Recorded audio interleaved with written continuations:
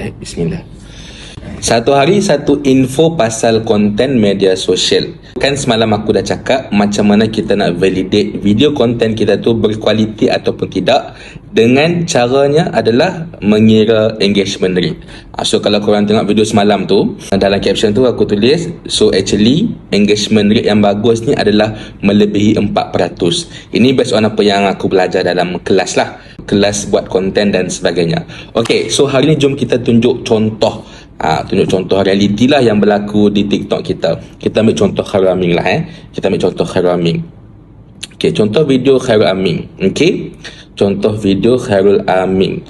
Okay, kita ambil je yang pick up mana-mana satu video. Contoh kita ambil yang video Chocolate Mouse ni. Okay, Chocolate Mouse ni yang 10.9 juta ni. Okay, so kalau kita tengok konten ni, dia ada 1 juta views, 1 juta like, 7,805 komen dan juga share dia ada 117.2k.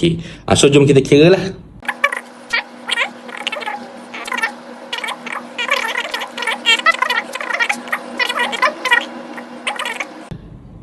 Tada! Menghasilkan 10.32 11 dan sebagainya, tapi basically 10% lah.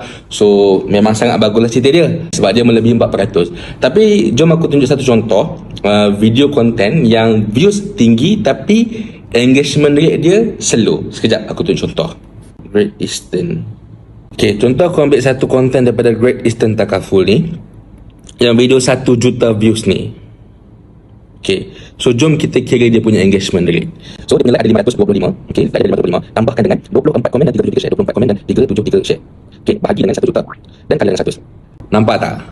Nampak tak? Tak lebih 1% pun. So dekat sini kita dapat tahulah mana yang konten tu basically sebenarnya dia ditekan ads ataupun memang konten tu organically pergi secara baik. Dengan cara engagement rate ni lah kita tahu satu-satu konten tu views tinggi, tapi bila kita kira engagement rate bawah 4%. So sebenarnya kita boleh assume that konten tu sebenarnya ditekan ads lah.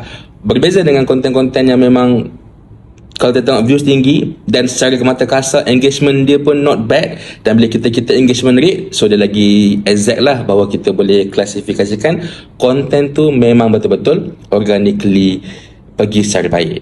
So cuba korang komen dekat bawah contoh-contoh video konten yang korang dah pernah hasilkan, berapa engagement rate korang.